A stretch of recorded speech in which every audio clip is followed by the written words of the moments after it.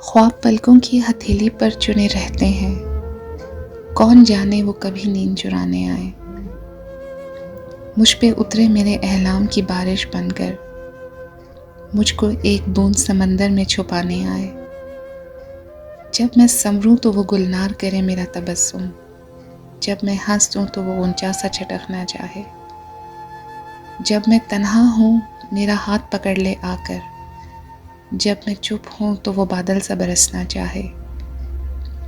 میری برسوں کی اداسی کو صلہ کچھ تو ملے، اس سے کہہ دو وہ میرا قرض چکانے آئے۔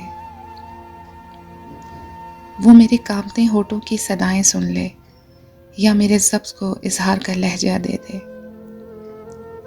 میری ترتیب اٹھا جائے خدا کی مانند، اور مٹ جاؤں تو پھر مجھ کو بنانے آئے۔ خواب پلکوں کی ہتھیلی پر چنے رہتے ہیں، کون جانے کب وہ نیند چرانے آئے۔